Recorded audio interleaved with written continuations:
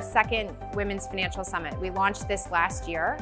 It was the brainchild of several of our rising stars in the global markets division. The idea is to bring together some of the best and brightest subject matter experts across a variety of industries to give access to our clients to some of the leading edge information and insight into their industries. In order to get this leadership to the top, in order to hear the diverse voices, you have to give them a platform. And so today is really about giving our clients access to this information and giving a platform to a diverse set of people.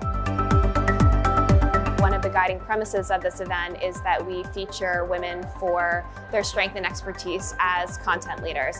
And I think that this echoes to events throughout the industry and throughout the firm, illustrating the depth and breadth of female talent that we have within financial services, as well as some of the other industries that we featured today. It was truly amazing to see all the fantastic speakers that we saw, starting with Masha.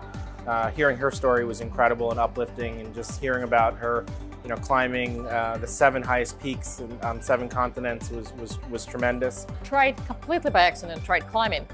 And I discovered that I loved it. I loved the meditative power of being on the rock. My speech was about embracing change. And if you think about the content that is being discussed today, it's about how much the world is changing. It's virtually everything we know is up for rethink. It's up to us. It's up to us to shape the world. I believe that we are all pebbles and rocks that hit the surface of the water and create ripples. And that combined with, wind and gravitational pull, which are the larger market forces in this analogy, build into waves, which then turn into swells and crash on the shore and shape that coastline. And that's what we're doing. We're all coming together, building this wave, building this swell, and changing and shaping our future. There's a really strong business case for diverse leadership. It leads to better outcomes and better return on profit, return on sales, lower leverage, and all sorts of KPIs that really make it a financial case to have more diverse boards, more diverse leadership at the top. One thing I love about this particular summit is that it basically just has the most amazing women you've ever seen talking about their own fields of endeavor and their own expertise in a way that is really powerful and really high impact. I love that it's not sort of a niche-y conference talking about, quote, women's issues, but it's really just the most amazing women investors you've ever seen. We could use some more of that. Most likely what you're looking at from an investor's perspective is divided government. Divided government's usually pretty good for markets. Markets usually like a stalemate in Washington. I think that there could be an upside surprise. We could actually see an infrastructure bill in this divided government.